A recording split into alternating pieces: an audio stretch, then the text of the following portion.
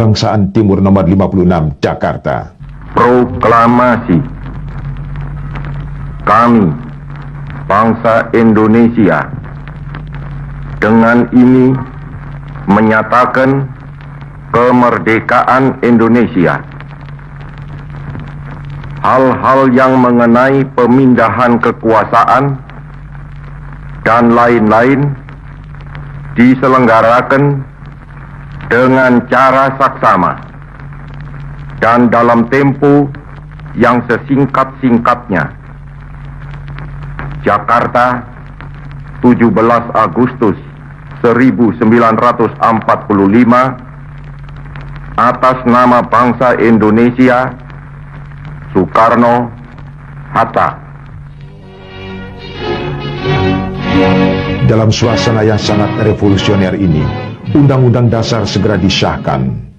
Kabinet Republik Indonesia pertama disusun, dan dengan segala cara, proklamasi kemerdekaan disiarkan secara luas, baik di Indonesia maupun ke seluruh dunia.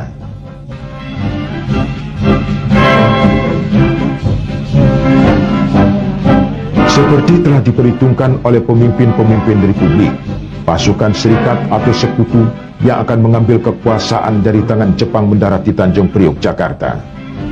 Bersamaan dengan itu, ikut pula menyeruntuk pasukan Belanda yang merasa ikut memenangkan perang dan akan menanamkan kembali kekuasaannya di Indonesia.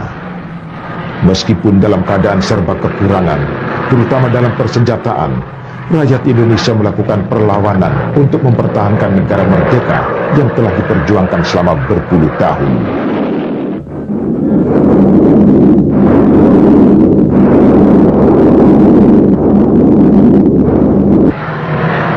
Dalam suasana seperti ini, Soekarno dengan karismanya dan daya tarik pribadinya berhasil mengobarkan semangat perlawanan rakyat.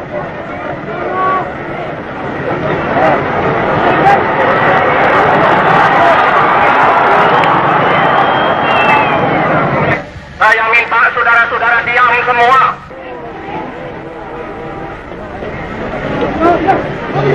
Karena keadaan Jakarta sudah tidak aman lagi, pusat pemerintahan dipindahkan ke Yogyakarta dalam bulan Februari 1946.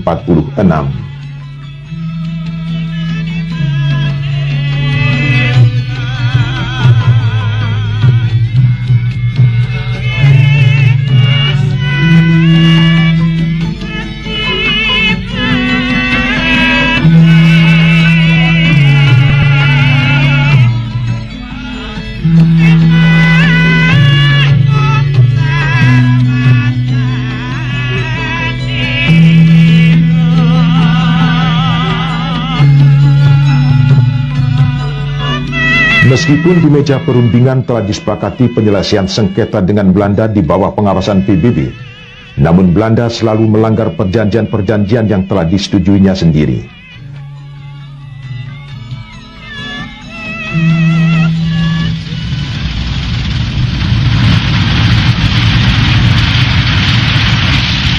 Tahun 1947, Republik menghadapi agresi militer Belanda pertama. Daerah-daerah penghasil devisa yang memiliki perkebunan seperti Jawa Timur dan Jawa Barat serta Sumatera Timur direbut Belanda.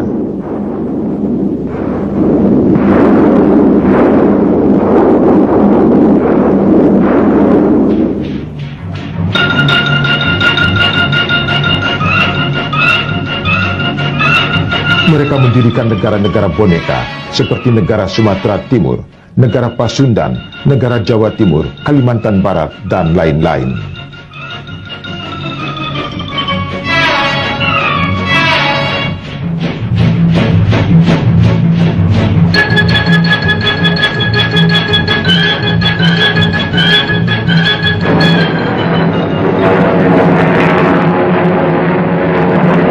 Tanggal 19 Desember 1948, Belanda melancarkan agresi militer kedua yang dipimpin langsung oleh panglimanya, Jenderal Simon Spoor.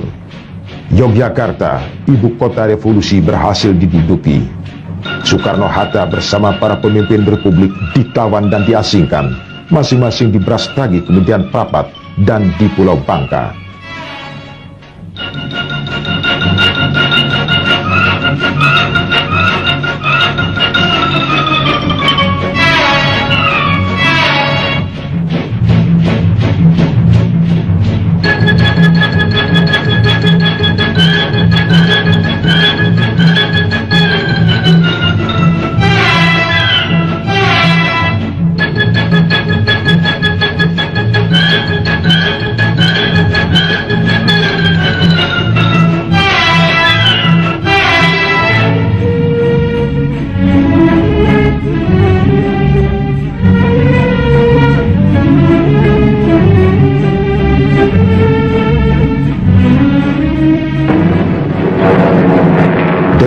ke Yogyakarta dan menawan pimpinan tertinggi, Belanda mengira bahwa Republik Indonesia sudah dapat dilikuidasi. Namun TNI bersama para pemuda dan seluruh rakyat melakukan perlawanan gerilya di bawah pimpinan Jenderal Sudirman. Serangan umum 1 Maret yang diusulkan Sultan Hamengkubuwono ke-9 kepada Jenderal Sudirman berhasil menduduki ibu kota revolusi selama 6 jam. PBB dalam sidangnya bulan April di New York memerintahkan Belanda untuk membuka kembali perundingan dengan Republik Indonesia.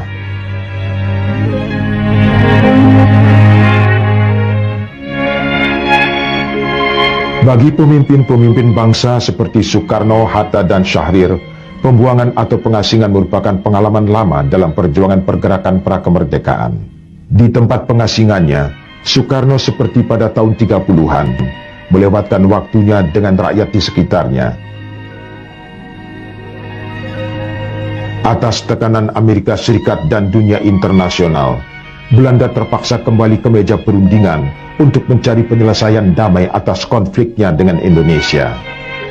Kesepakatan yang dicapai dalam persetujuan Rum van Rooyen menetapkan bahwa Soekarno-Hatta dan para pemimpin Indonesia dibebaskan dan dikembalikan ke Yogyakarta.